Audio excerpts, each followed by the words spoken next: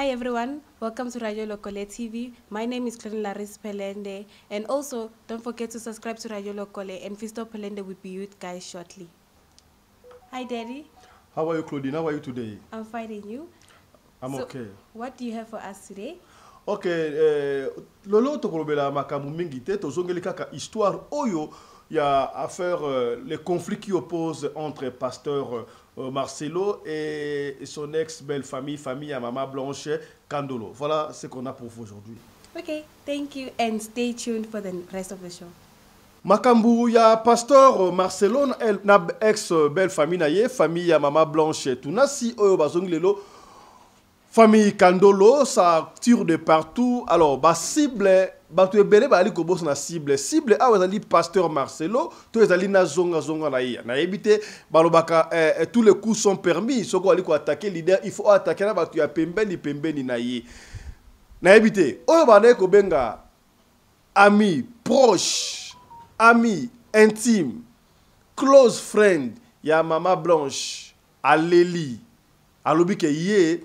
Atika na Maman Blanche te, aza ami proche na yete, akuta na Maman Blanche te, pona nini babandi ko menacer et pesi mutu ko so ya ko sakana te, de commencer oyo azwaki kutu temps ya ko solola na concert na biso mamu international asoli na ye abino bolo belangai po ngai de nazali awa. Nazali na nga kutu camarade ya Maman Blanche te, mais pourquoi est-ce que les gens m'embêtent? Pona nini bayi ko lobake ngai nazali camarade intime ya Maman Blanche. Hier comme on a eu tellement belé, c'est-à-dire moi si oh bah comment on a vidéo par-ci par-là, à aussi la selfie, à cela qui n'a mariage, en fait na anniversaire ya Maman Blanche, kaka ye wana qui sont na mariage ya pasteur Marcelo na moi c'est Sika Esther Alélie. Finalement à sa réaction, to solengo awa na émission ya Lelo. Celle qui était en vidéo avec Maman Blanche le jour de son anniversaire, celle qui était au mariage du pasteur Marcelo avec Esther Aïcha, et celle qui a également fait une vidéo avec Choukrani disant que c'est le portrait craché de sa maman. La beauté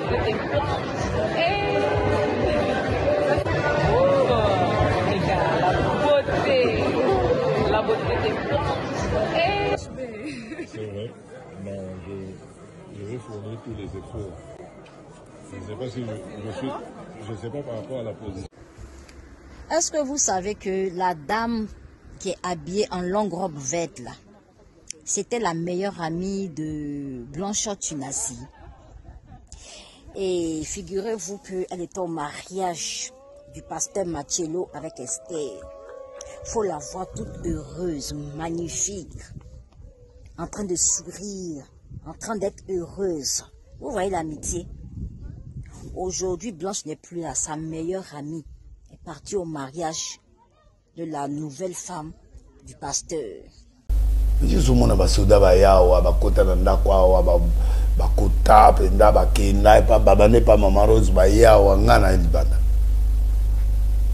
Et puis na tonga na zui avion naki.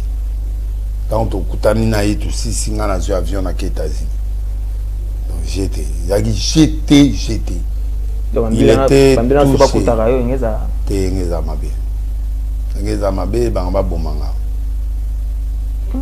Parce qu'il m'a dit on allait te tuer toi. On a entrevu le pasteur bon. Non bah on trouvait que j'étais payé. Et nani pasteur Marcelo yake akala. Ankale pena. Ankale go yake. Ah. Mais sur la signalate. Ce qui a la maîtrise té on a signé mako fait bêta. À pratiquer. Na éviter.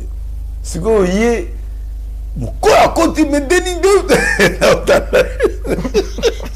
Ah ben on a intimidation. Ah bah ça.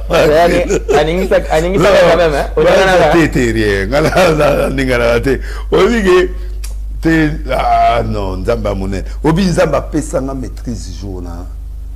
A côté de ma maman boye tout ça. Boni. On peut ça en mode. Abandi. Abani maman. Là on t'a les gars.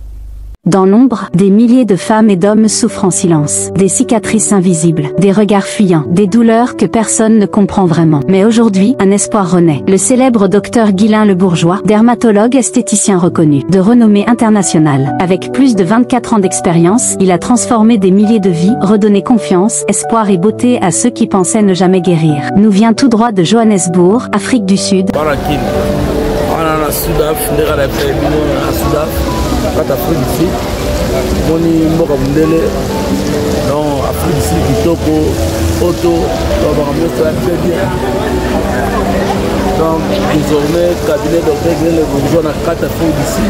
Par les cris d'une communauté brisée, une population en détresse, a redonné l'espoir à des milliers de personnes souffrant de taches noires, acné sévère, vergetures, eczéma, cancer de la peau. Ils ne se contentent pas de soigner, ils transforment des vies. Ils étaient désespérés. Aujourd'hui, ils témoignent d'un miracle. Bonjour, je m'appelle Sarah, j'ai 27 ans et je vis en Afrique du Sud. Avant, ma vie était un combat quotidien. Je souffrais de taches noires sur le visage. J'avais honte de ma peau, honte de sortir, honte même d'aller à des soirées avec mes amis. Un jour, une amie m'a parlé du docteur Guylain Le Bourgeois. Elle m'a dit « Il change des vies ». Au début, moi, j'étais sceptique.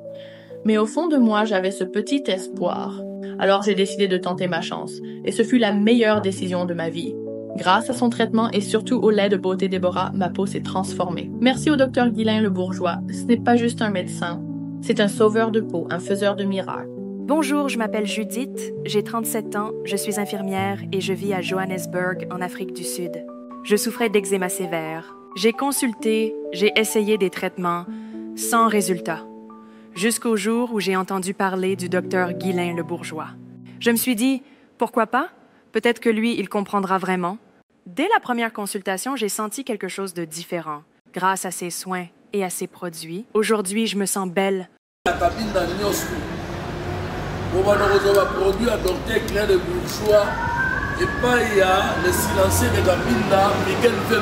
Docteur Guylain Le Bourgeois est là pour révéler la beauté naturelle qui est déjà en vous. Il sera présent le 28 mai 2025 à Brazzaville, le 5 juin 2025 à Pointe-Noire. Contactez-la dès maintenant. Appelez les numéros à l'écran. Star na domaine nanga, na docteur en cosmétique.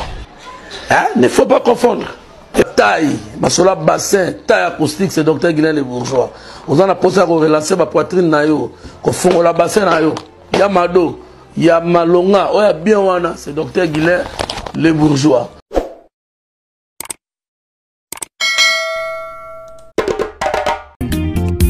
Osimia limeti pembene sase papa sueno nini. Babo makamoto na petro te polamba na babola esengi makala yo timabanga.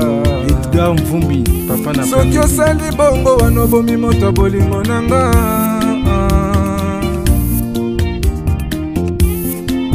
Mobali mbinga na mwina ngolo aboya hydroquinone. Soki ezotambola basheri bazokweya mayanga. Na retrouve douce tendresse affection epana yo. Nasalelo nini pondi makena kupendaka sana. Shita kwacha pelende wenjoro yangu.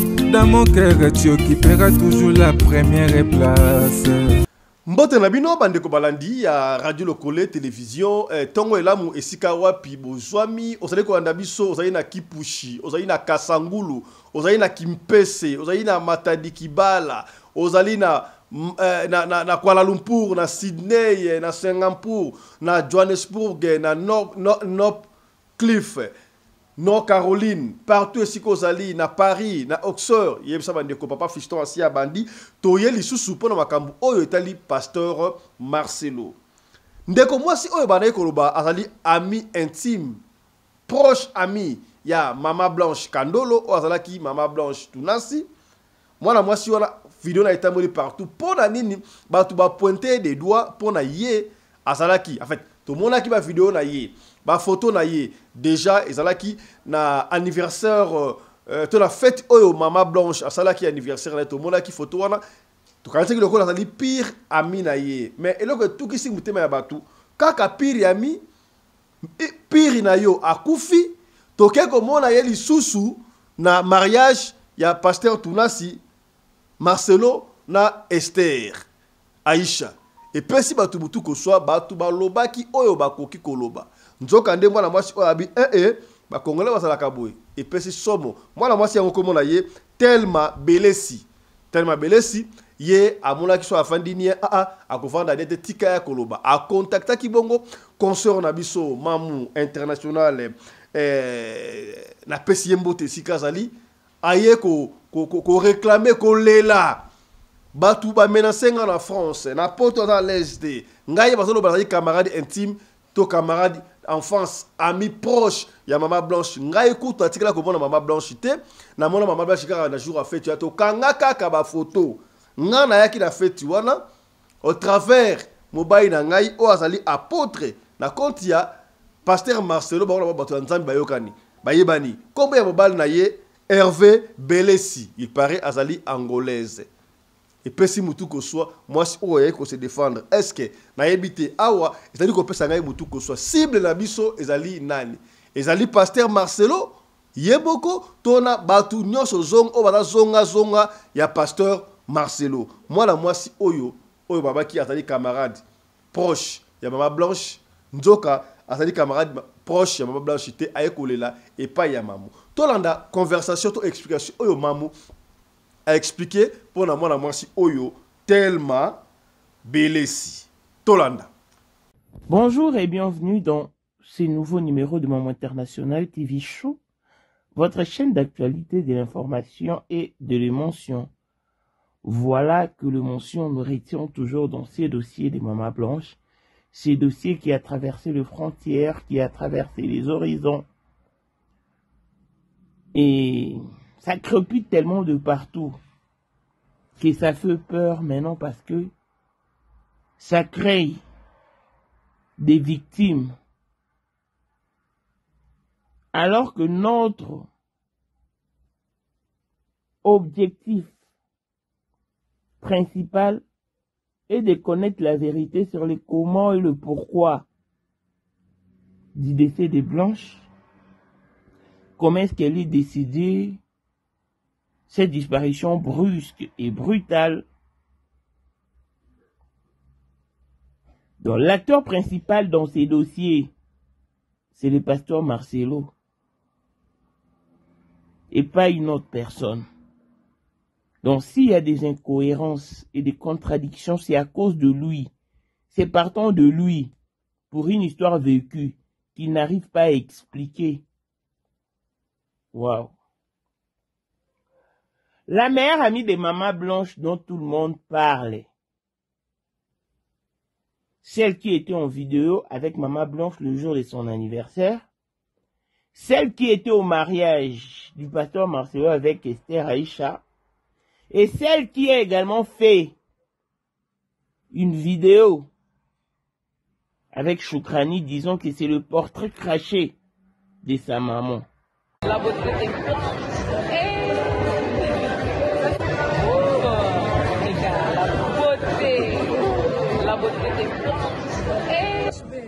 c'est vrai, mais je vais fournir tous les efforts. Je ne sais pas si je sais pas par rapport à la position. Est-ce que vous savez que la dame qui est habillée en longue robe verte là, c'était la meilleure amie de Blanchot Tunasi? Et figurez-vous qu'elle était au mariage du pasteur Marcelo avec Esther. Faut la voir toute heureuse, magnifique, en train de sourire, en train d'être heureuse. Vous voyez l'amitié? Aujourd'hui, Blanche n'est plus là, sa meilleure amie est partie au mariage de la nouvelle femme du pasteur et du pasteur. Où est passée la loyauté aujourd'hui? Il y a des personnes qui viendront me dire que mais non, mais Blanche n'est plus de ce monde. Elle ne doit pas se priver non plus. Donc, elle doit aller faire aussi amitié. Amitié collée, serrée avec Esther Tunasi. Vous êtes normal là? Non. Eh Seigneur, le Dieu de Blanche, où es-tu? Le Dieu de Blanche, pourquoi tu ne peux pas te lever pour confondre toutes ces personnes-là? Pour les foudroyer même, pour les faire tomber. Blanche s'est donné corps et âme, Seigneur, pour te servir. Regardez ce qu'elle subit aujourd'hui. Elle doit se retourner dans sa tombe. Vraiment, c'est triste. Hein. La loyauté. Où elle est passée. Ok. Maman, alors, maman, papa vous appelle. Aïe, aïe.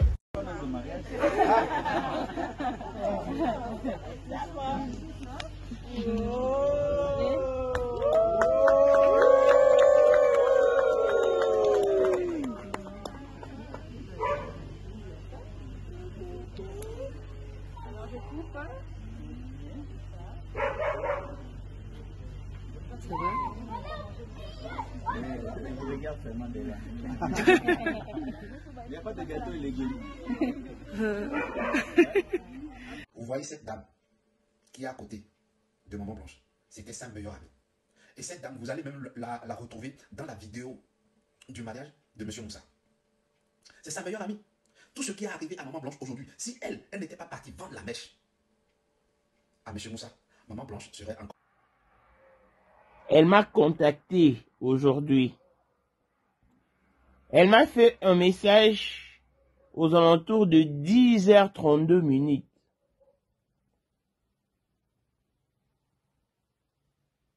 Je réagis peu de temps après. Et après?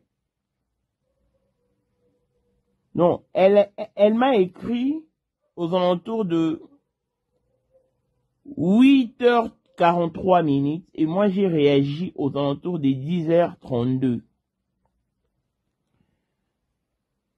Et puis elle m'a écrit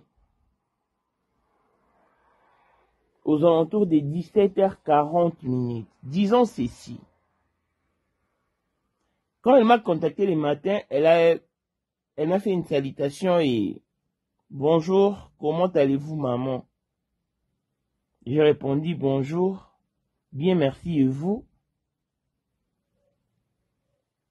Et aux environs de 17h, elle vient m'écrire.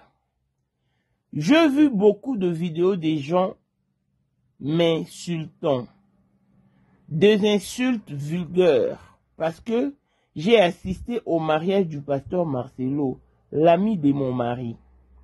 J'aimerais que vous demandiez à la mère de Maman Blanche si telle ma belle-ci a déjà été une amie proche de Maman Blanche. Je n'ai vu Maman Blanche qu'une seule fois dans ma vie. Je n'ai jamais été proche de Maman Blanche. Nous n'avons jamais eu de conversation. Je ne l'ai vu qu'une seule fois et j'en ai profité pour prendre une photo. Pourquoi les gens me critiquent-ils, affirmant catégoriquement que j'étais une amie proche de Maman Blanche? Et là, elle m'a envoyé ces photos. Elle poursuit. Les gens peuvent être si méchants au point de salir notre nom. Juste pour une photo. Je n'ai jamais eu de conversation avec Maman Blanche. Je parle portugais. Je suis portugaise. Ça me fait mal de voir comment les gens peuvent être si méchants au point de salir mon nom. Je ne connais personne de la République démocratique du Congo. J'ai juste pris une photo. Je n'ai jamais eu d'amitié profonde avec eux. Je participais parce que le pasteur Marcelo est un ami de mon mari. C'est tout. Pourquoi tant de cruauté? Pourquoi tant de malédictions? Les gens me souhaitent la mort. Honnêtement, c'est tellement triste. Même pour te parler, j'utilise Google. Je lui ai répondu disant j'en parlerai si tu veux et ils arrêteront. Et ton mari, c'est qui? Je lui ai posé la question. Je n'étais même pas au courant de tout ça. J'ai commencé à m'y intéresser seulement après le mariage, quand beaucoup d'informations ont été révélées. Je suis innocente. Je ne sais tout simplement rien. Mon mari, c'est l'apôtre Hervé Bélessi. Il est angolais. Et lui non plus ne sait rien de ces histoires. Nous sommes tous surpris par toutes ces informations. Je lui ai posé la question de savoir, est-ce toi qui étais en vidéo avec Choukrani? Elle a répondu, oui, c'est moi.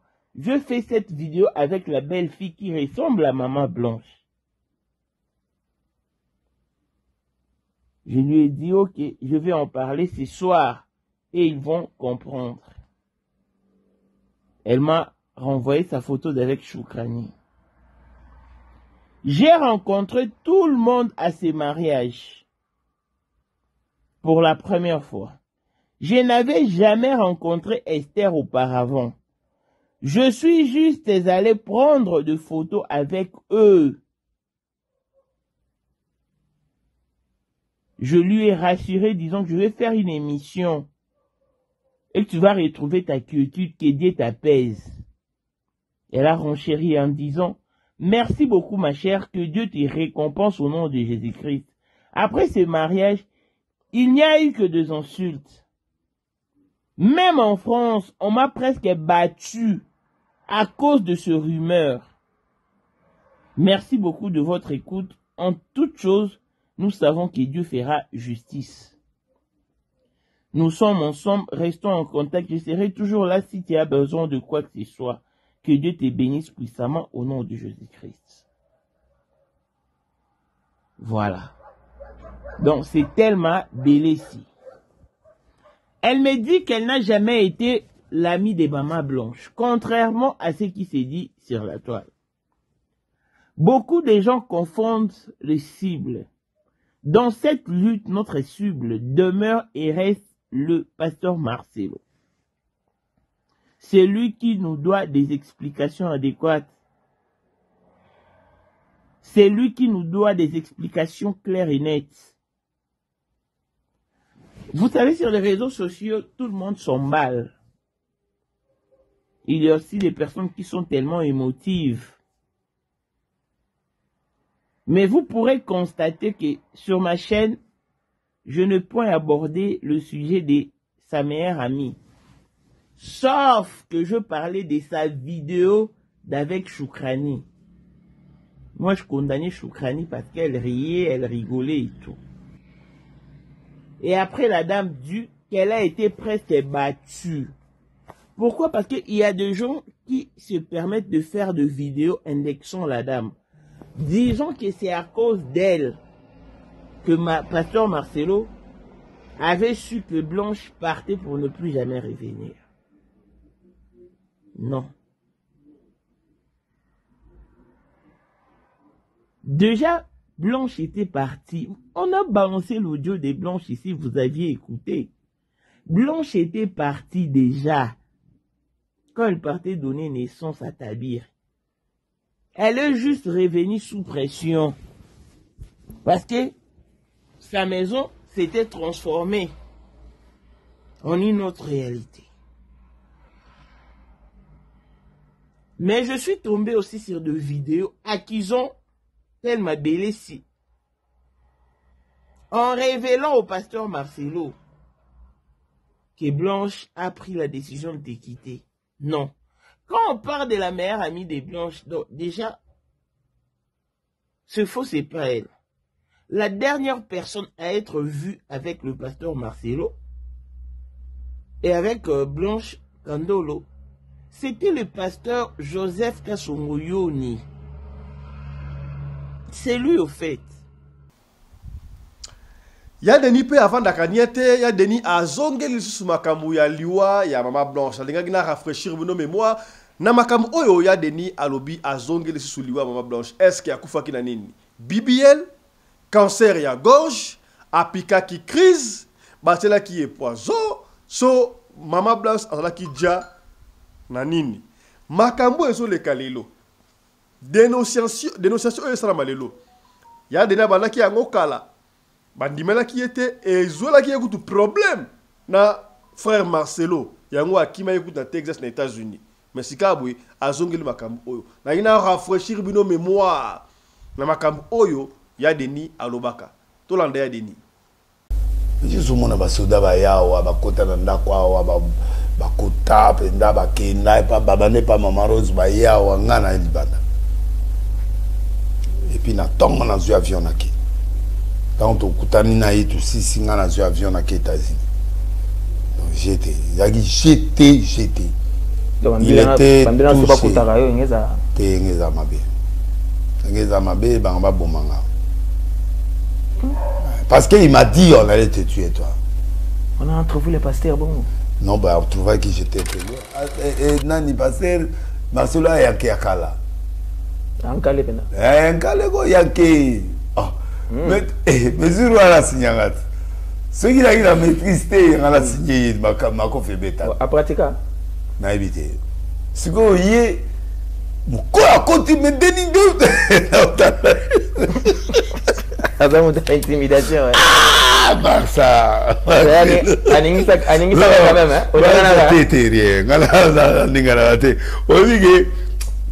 Ah non, Nzamba Mounet. Obi Nzamba pesa nga maîtrise jour na.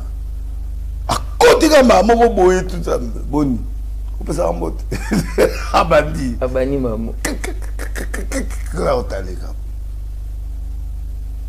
Bon, tout qui place. Donc Nzamba vraiment pesa nga maîtrise. Alors et ça là que to lobani to solo li tellement trop que to côté na profondeur à ma bébélé. Na oba kota ate to côté. Des places pour comprendre ce qu'on bien. Ça soit hein. Des places pour comprendre qui. Ce que yo tango akoti, o moni ki yo amutu moko il faut to landa ka yo za ya na biso, o za mutu mo. Alors to koti pena na li solo ya ndenge ya na leki ndenge pe ba kabani. A expliquer nga maman, moi si na ye expliquer. En tout cas, c'était. Ce que bango bazo senga nga na loba. Parce que bato bazo loba ndie bazo komisa bato te bazo convaincre te. Mais si ko nga na komisa ba onde ba bio za na matière mais nazo kana olanda bato tout bata komona. Oui, c'est ça le problème. En fait non, c'est pour dire bazo benda ya ka to quand si ko moi pe na kota maman zate parce que la c'est la côte déjà memelinga to bongisi sikoyo na ya susu non esimbate parce que quand on répare voilà et là bongo bobilo musu moyena lo basu ezate donc sikoyo na obanga na obangete ngana obanga sikoyo na Marcelo na obanga na o no stress pesa bato ezo sala bato mutema pasi parce que ils ont choix ils ont choqué voir que et comme même ce qu'on a niveau orienté justice activiste telemi activiste banana botama activiste donc ça les on va pardon na bien na mola maboyete non mon até et banana botama oui que tu ozomona ondingini non il faut te calmer il m'a expliqué tout pour ce qu'on a. Maintenant, quand vous voyez maintenant... Alors, on a zomona batunde bazo que c'est pour mon bango siko ba osa combat onga na sala ina débit. Siko bazana matière rebelle, bazo bana respecter monte ba te bana ba prefti. Ba siko ba prefti. Ba bimishina banganga côté ba Nigeria non, ouais non, ouais na lobi bana ba prévi ali wati. Ah, pona maman blanche. Matière en ezaki matière bangonde omoni bilo bazo lukanga bango siko ba matière te bango le bala bango bilo ko tana mo ya ngonde ko bango siko bango siko bilo ko wana siko de bana ngote tantôt akufi na opération tantôt akufi na opération awa tantôt akufi na opération abo bana précision te tantôt akufi na hôtel ozo bonne hésitation trop d'hésitation ngana na version vraie. Biloko wana siko nga bien na précision. So na ye na likamu na précision. Beti pena marteau. Na beti pena eloko place ça. Na mona sebo bongisa ratero yo. Belero tukufi. Oza pena ya mama Esther. Hein? Ya mama Esther pe matière eza. Bon matière eza na partout mais ese talinga. Pourquoi si to bongisa ki bon. Na eloko olobate. Yango mona zo lobaka en bref. Libala yo se zanga ba problème te to za la rapper mo bona batina mo divorce yo mona ngote simbatika ese bato ba bien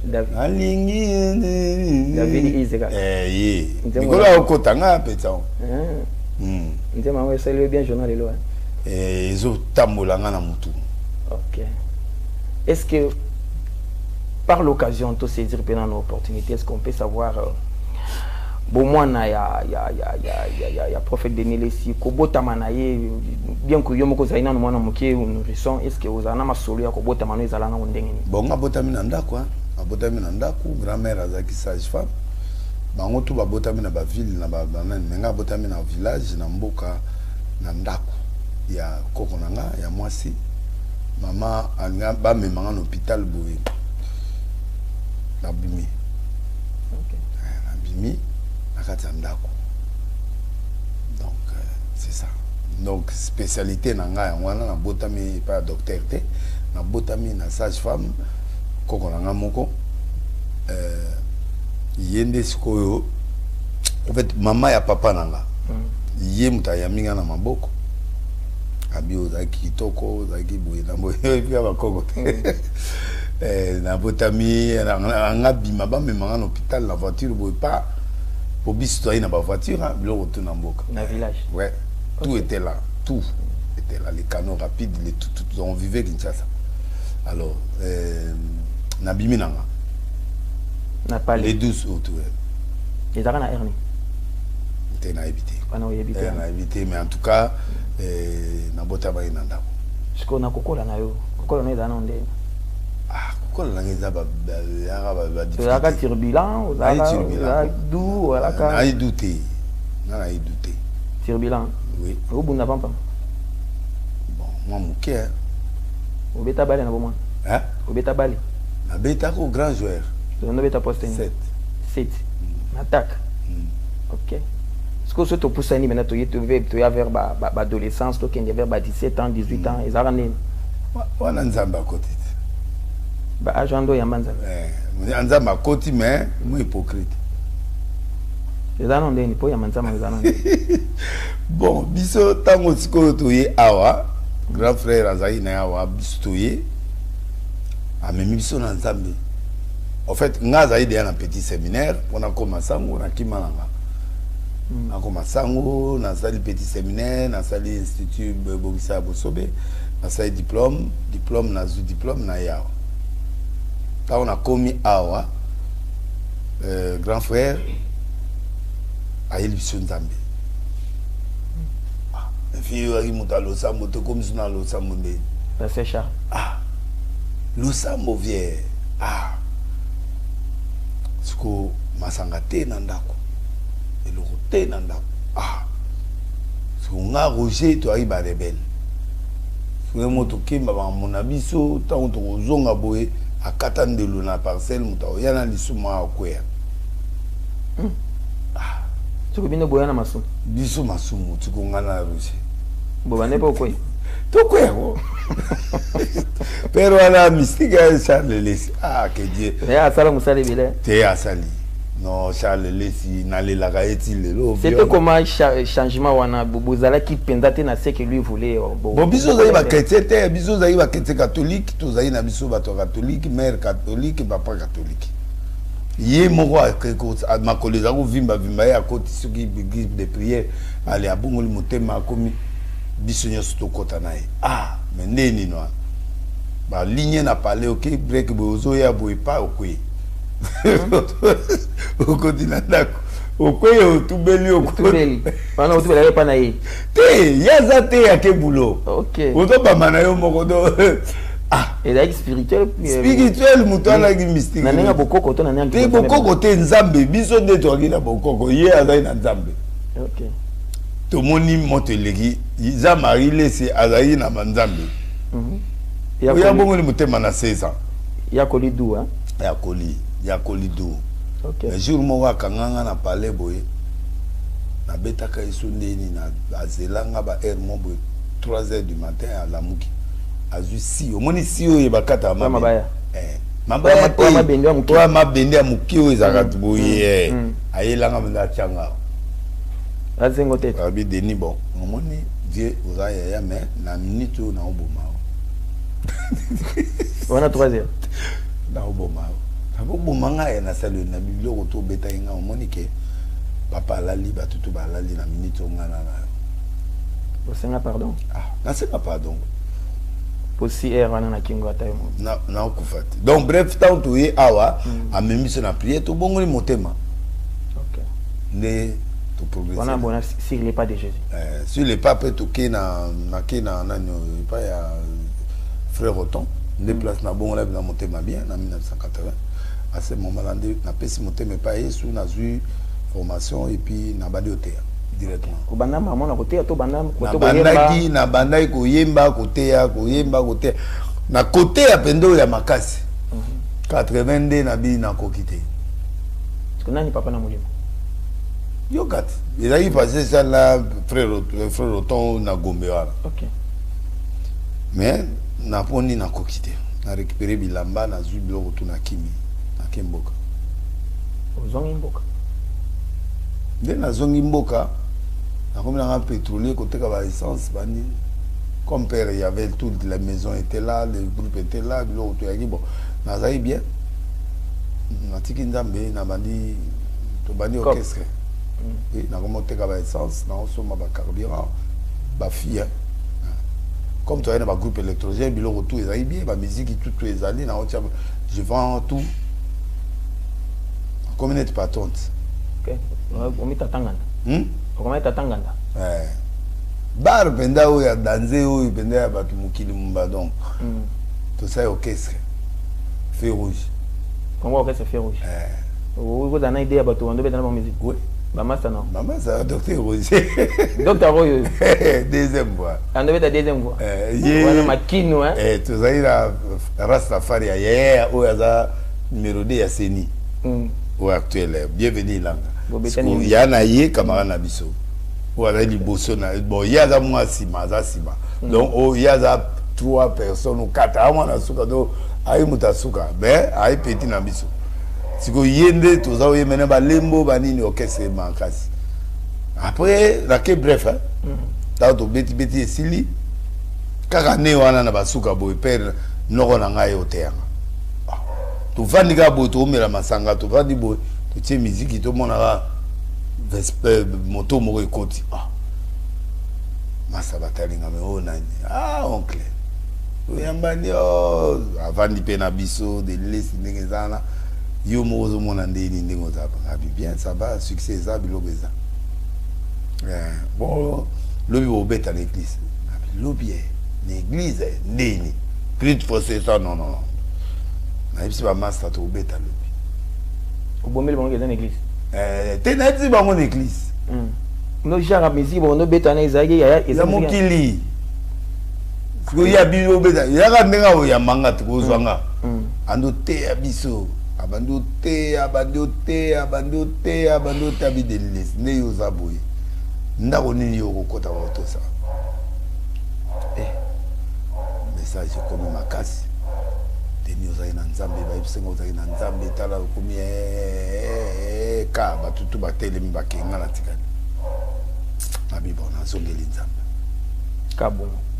Et tout est pas réparti comme ça. Qu'il te zaina pourquoi? OK. Na kodi boy bato panzani. Ah. Bato panzani. Mutamasuma ye bato panzani penda na église. Ya bino muto a muto Nzambe. Bobo banga été boya de ba kotiti na tonga memenga na vespato na muto na etoke pa na ye toke na tika classe inane toke ti na semazana mboka moko ya zai directeur nde na mboye wana ti na bongo motema ba mo na zuba don de l'esprit lisusu bon nazaki côté ya menayi na ba don te pour na zuba don ba biloko ebele ko démarrer nyonso ya mwana na zongi classe et puis et c'est parti comme ça. C'est parti. Voilà, là c'est très bien. C'était quand même un jour nous en beau temps photo, tous quand même mon parcours. Et c'est bien. Là na beaucoup de monter mama moko na ya libela tilelo. Ya libela ça fait maintenant combien de temps on a ministère na 35 ans. 35 ans. 45 ans. 45 ans. Oui. Oh là là. En ce jour 45 ans il y a ministère. Archi de Noé. Ministère na moko 45 ans. OK. Arche sali ba 39. Partons, il y a Renaissance à travers Noko. Ça fait. Ok, Balumbashi, ok, bref. Vous avez besoin à débit. Ils ont important par rapport au journal de l'autre. Oui, Botonvia, c'était mon père, qui était vraiment celui qui m'a amené en Christ. La première fois, c'était Charles Less avec Frère Oton. Mais Mouto Aye, comme Vandi Sanga Penza, ils ont Botonvia. Papa a Godé. Godé, où est-ce pasteur dans Lille, dans Paris. Papa na yé donc leki ya maman monte tamo. Là c'est très bien. C'était là la partie rose, on devait arroser bien cette partie à naissance. Il y a l'évêque président Voulouzi Denis Lessini. Pour namoni na saïba droit na saïba biloko d'études monsieur Soumanaki pa. Na eu bisera ba diplôme zaté bisera biloko zaté mais na kota ba théologie ba nini. Comme pasteur. Ok. Mais la ligne est là où on a habité pour moi. Il y a qui pasteur. Il y a qui pasteur. Ok. Donc on a bien gamaki.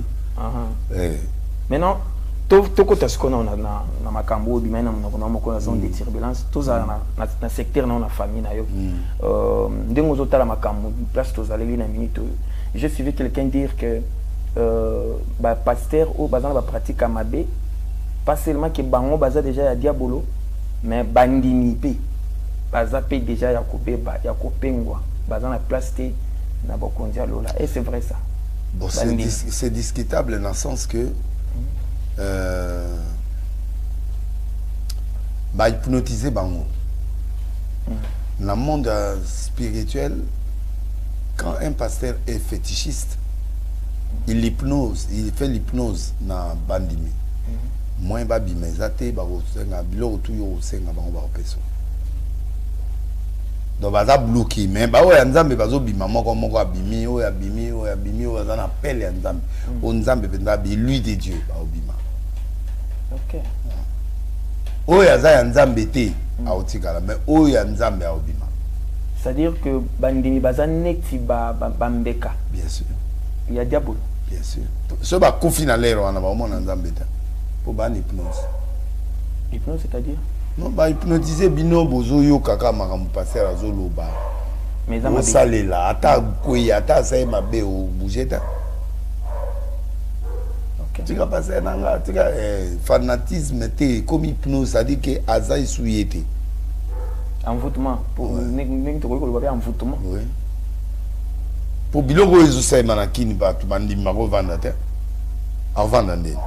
Tout ça la cascara wana kasi to moni tout ça la bilili na ba téléphone na réseaux sociaux na plateforme total bilili bien que ba to pe ba côté lio ba côté ba bité botika bozo me maye na place mo boye mo kwa lingi na été azo solo la pembe men ndenga sweme bino bozo me maye ba mo côté lo mingi likolo ya. OK. Oui, moi je suis oui, batu bazo mona bino bozo benda ngana mbaba makambo nga na ligi na kate. Kolinga na loba nini. Mais ba na posa pe loba. Ba na posa na loba ne di mama Marcelo. Ba na posa na loba. Yango se passe na lingi pe to. C'est-à-dire que oui, c'est-à-dire que batu ba lingi kaka na loba. Mais si ko nga na loba ki di mama Marcelo ta moi ça koufi. J'ai tout parlé. Na beta et sérieusement et puis na solo la pembe tout et comme ya ko funda ba soda ba kenda ba mama Rose ba ya ba nini to ko kuta maman Denise a permettre que tout kuta na yi bobo mamoto tant que il pas passer ken to ke kuta na ba fuyenga ba fuyeye ba fuye mututu muto okota na téléphone te. Ngana koti nazaki wana na beda su to vandi tango ya ye ngana koti abeda tikali ngana koti na kati na koti aye pendant 2 heures du temps ko ya nduka penda o ya zete amati na niveau moko non on a mis sur directeur Ken de Ken biso droite ye awa Ken awa amati loba na tikai asisa posa mutema Ah si. C'est qu'on touche à un point. Je suis mon abasoda ba yawa ba kota na ndako awa ba kota penda ba kenda pa baba ne pa mama Rose ba yawa ngana libanda. Et puis na tongo na zu avion na ki. Tant to kutani na yitu sisi ngana zu avion na ki États-Unis. Donc j'étais il était touché. Ngeza mabe banga bomanga. Parce qu'il m'a dit on allait te tuer toi. On a entrevu les pasteurs bon. Non bah on trouvait que j'étais un peu loin. J'étais loin. Na émusika. Parce que bazo sécuriser na bango yo babito tikayo. Tozo me mayo place mo boye za. C'est normal, j'étais trop loin. Et na loin wana yepe akenda loin. To kepe bon ngeza bagarre, maman na bagarre. Il y a eu pardon quand même. Ngana e. Ceux qui n'ont pas maîtrisé, maman n'a pas gagné. Mais, tu quittes, 2 heures après, tu quitté, tu solo lit, tu yokan. Après, ça a raison. Bon, expliquer, pour moi, Mamouna Lobaki, et ça, c'est ce que lui m'a dit. Ce qu'il a dit, il a dit, je ne peux pas dire ce qu'il a dit, mais il a dit, et puis c'était fini, tu peux saluer ma moté, tu sais, pardon. Et puis, on a sa émission, on a Jacob. On a tout ça l'émission, on a chaîne à président, tout ça l'émission, et puis c'est fini. Il fallait que Nanda qu'on a eu, bon, ça qui départ. Tout côté d'une église, bah tu habites, il y a au risque, il y a problème. Mais, dans un avion, n'a qu'un report pour tout les États-Unis, pas tout côté dans les Guinéens. Les Guinéens Marcelo. Bah ok, les potos n'a passé qu'un. Tu as passé quel? Tu as bien. On m'a dit que tu as tu continue. France, on a les États-Unis. Ok. Ça a 2 mois. On a 4 ans. Est-ce que. Si vous avez parce que bato bazoloba ndire bazo komisa bato te bazo convaincre te. Mais si ko ngana komisa ba onde ba dio za na matière mais nazo kana olanda batutu batata komona. Oui, c'est ça le problème. En fait, non, c'est pour dire bazo benda ya ka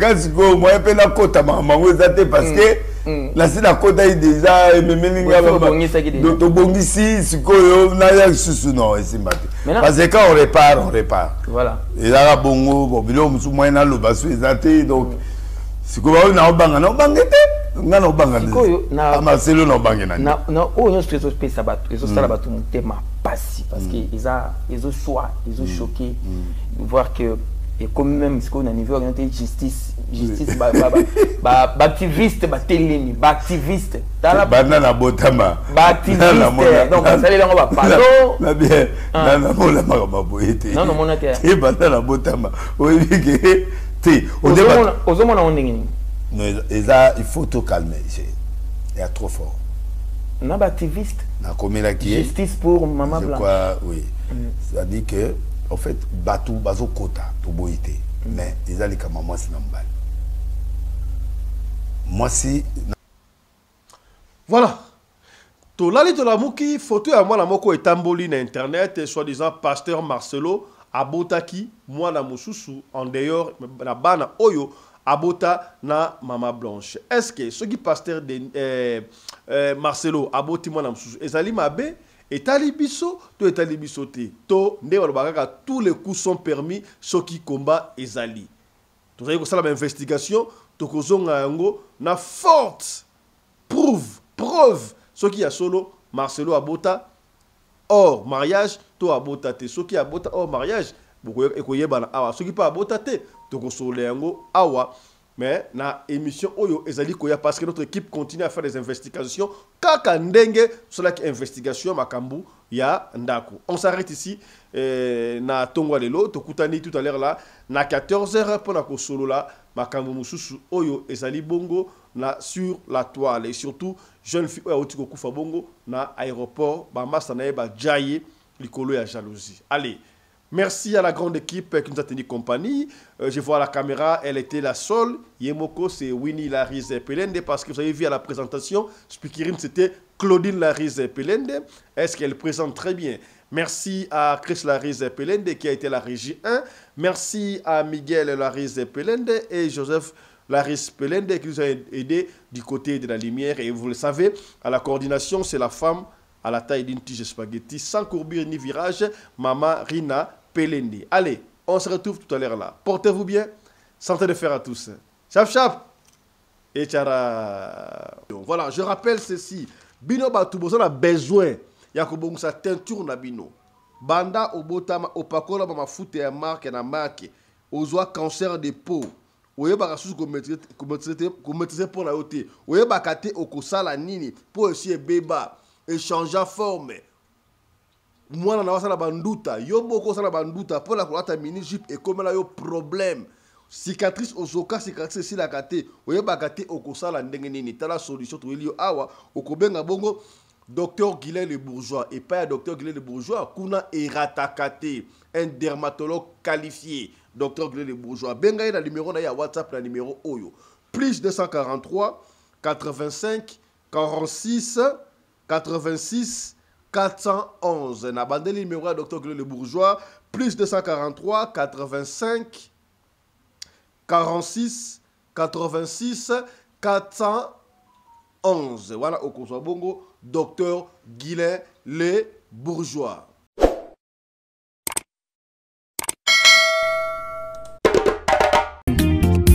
Aussi bien limeti pembene ça c'est papa sueno nini. Baba makamoto na petro te polamba na babola esengi makala yo timabanga.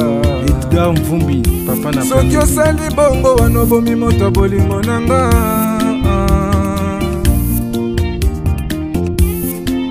Mobali mbinga na mwina ngolo aboya hydroquinone. Soki ezotambola basheri bazokwea mayanga. Na retrouve douce tendresse affection pana yo. Nasalelo nini pondi make na kupendaka sana. Shitakwacha Pelende wenjoro yangu. Dans mon cœur tu occuperas toujours la